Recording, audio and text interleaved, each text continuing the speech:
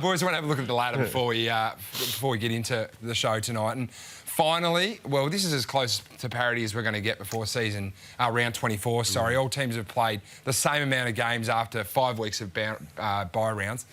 And it is a pretty picture for the Collingwood Football Club up on top. 2.5 games clear, Bucks. You say the closest to parity because we haven't played each other once either, because that never actually happens the way that the fixture comes out. But the differential there between 9th and 10th is obvious. It's 2 games and almost 20%.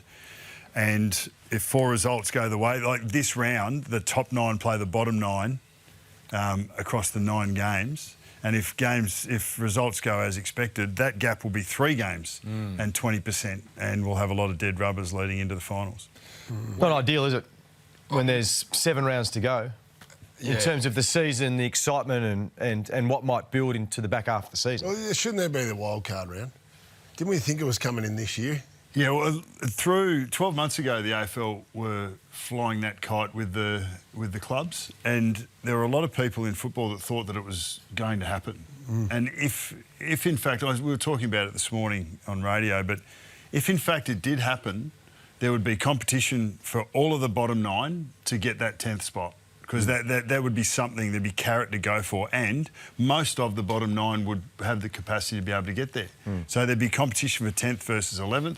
The competition for 6th and 7th, so you're either in a playing game, 7th v 10th, 8th v 9th, and then obviously up in the top 4 and beyond. But if that was there, would we be disappointed right now?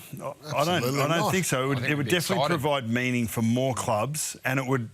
I don't know if it's the best thing for the finals as such, but it would definitely change it. Well, I don't know whether anyone that finishes 10th is going to go and win a flag. But it gets 2 extra games in, which I think is good for revenue. I think it's good for the supporters of those clubs. More live games late in the year. Correct. But the other thing, the main utility of it would be that it would keep the conversation going around more clubs for longer in a season, less talking about injuries and putting players on ice, less talk about tanking or not trying your hardest to win, and less talking about lotteries and draft picks and draft positions when there's still a season to play out. I think the AFL have missed the trick this year with 2 things. The bye rounds being over 5 weeks, which lose momentum, and not bringing the wild card. You know, because we've got an uneven fixture.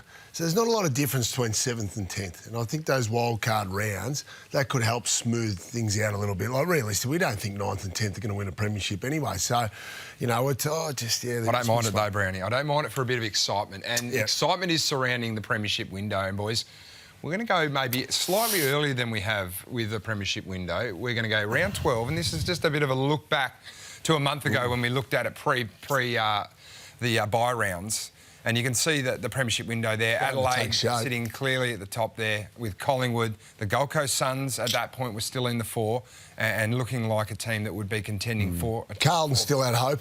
Carlton still had hope, obviously strong defensively. But let's fast forward through to round 16, and a lot has changed. Sides find themselves in the window that at the pointy end is where you need to be, Louis. Well, yeah, what I take from that, I mean, Brisbane sits second on the ladder, so they're just outside the green zone. Hawthorn sit 5th, but still in that premiership window, so they're in good shape. And I think as we've seen over the years, it is a great measure on not only premiership teams, but certainly sides that play deep into September. So it's a great reflection.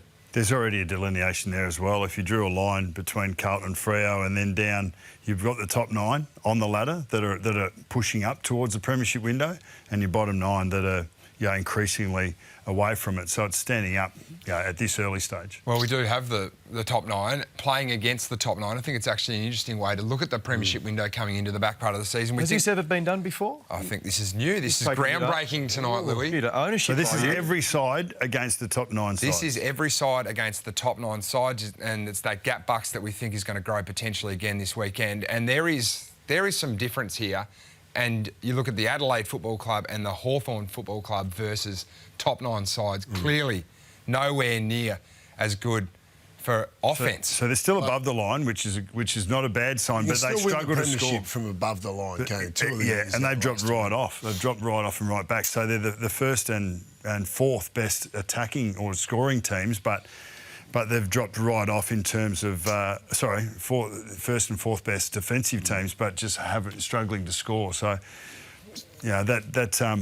that'll come out in the wash, because clearly they're going to have to play each other a fair bit and get to the pointy end. The contenders against the contenders is where it's at. Two of the anomalies going the other way were Brisbane and GWS.